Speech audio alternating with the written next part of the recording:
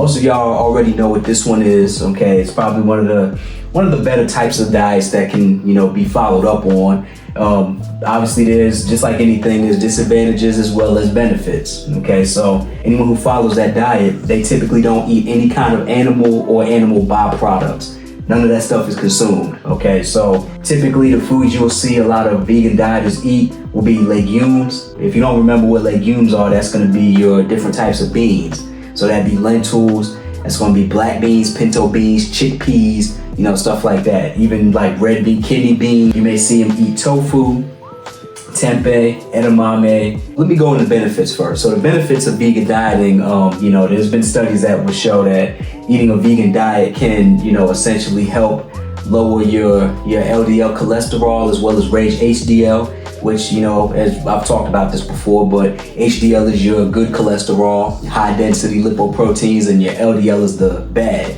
your low density lipoproteins. So vegan dieting can help reverse some of the, plaque that's in your body, right? From, all the fatty acids that chain together. For people who follow a vegan diet, because they don't eat animal or animal byproducts, there are certain nutrients that they may be missing out on, certain vitamins and minerals that they tend to miss out on. Okay, so it's important that vegans, you may need to look into supplementation for certain vitamins and minerals, like iron, for example. Most of us know iron, is pretty common in meats. So when you're not eating meats, you gotta make sure that you are eating other foods that do have iron in it, like fortified foods. Certain grains may be enriched with, iron and some other B vitamins that also may need supplementation for vegan dieters as well. There are certain proteins that are complete and certain proteins that are incomplete.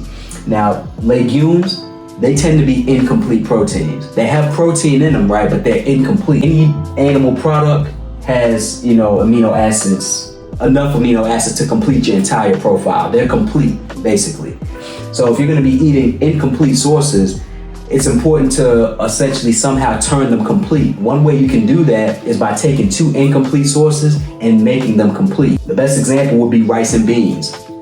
You know what I'm saying? Like rice and beans is the best example right there. That's the best combination of, incomplete proteins that you can eat to turn them into complete sources. Now, tofu, tempeh, and edamame, because they're derived from soy, and soy is a complete protein, that's not a concern there. It's just, to be mindful of the proteins that you do eat, right? Because you don't eat animal products, you could be at risk for losing out on minerals and nutrients, vitamins. You could be at risk for protein deficiency, which, is a macronutrient that's very important to our bodies.